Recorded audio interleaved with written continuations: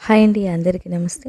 ఈరోజైతే మనము శ్రీరామ శోభయాత్ర గురించి తెలుసుకుందామండి. మన ఛానల్‌లో కడపలో జరుగుతున్న శ్రీరామ శోభయాత్ర మూడవ శోభయాత్ర అండి. ఈరోజు మన ఊరిలో పుణ్యభూమిగా మారిందనమాట. కారణం ధర్మానికి ప్రతీక అయిన శ్రీరాముడు మన మధ్యకు రావడం. జై శ్రీరామ్ నినాదాలతో రామనామం మారుమోగుతున్న ఈ వేళ మన హృదయాలన్నీ ఒక్కటిగా స్పందిస్తున్నాయి. శ్రీరాముడు దేవుడు మాత్రమే కాదండి, భక్తులారా, ఆయన ఒక జీవన విధానం అన్నమాట. తండ్రి మాట కోసం సింహాసనం వదిలిన మహానుభావుడు. అడవుల్లో కష్టాలు ఎదురైన ధర్మాన్ని వదలని ఆదర్శ పురుషుడు. సీతమ్మపై అపార ప్రేమ ఉన్నా కూడా ధర్మం ముందు తన మనస్సును కూడా అర్పించిన త్యాగమూర్తి శ్రీరాముడే.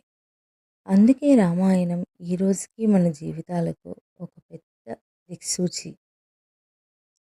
ఈ శ్రీరామ శోభయాత్ర ఒక ఊరేగింపు అయితే కాదండి. ఇది ఒక ధర్మయాత్ర. ఇది భక్తిని గుర్తు చేసే యాత్ర. మన సంస్కృతిని కాపాడే యాత్ర. ఈరోజు పిల్లల నుంచి పెద్దల వరకు అందరి చేతుల్లో కాషాయ జెండాలు, అందరి నోట జై శ్రీరామ్ అంటూ ఉండడం. ఇది మన భారతీయ సంస్కృతి గొప్పతనం. ఈ యాత్ర మనకు ఒక మాట చెప్తుంది. సత్యం ఎప్పుడు ఓడదు, ధర్మం ఎప్పుడు కాపాడుతుంది అని. రాముని బాటలో నడిస్తే మన కుటుంబంలో శాంతి ఉంటుంది. మన ఊర్లో ఐక్యత పెరుగుతుంది. మన దేశం సురక్షితంగా ఉంటుంది. ఈ పవిత్ర సందర్భంలో శ్రీరాముని పాదాల వద్ద మనం కోరుకుందాం ఒకటే. అందరికీ ఆరోగ్యం, అందరికీ శాంతి, అందరికీ సమృద్ధిగా కావాలని ఆ దేవుడు ప్రసాదించాలని కోరుకుంటామండి.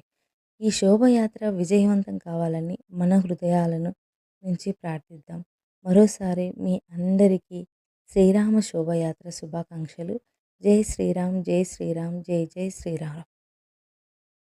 మరిన్ని ఇలాంటి వీడియోస్ కోసం మన ముకుందా ఛానల్ అయితే సబ్స్క్రైబ్ చేసుకోండి. Thanks for watching Mukunda vlogs.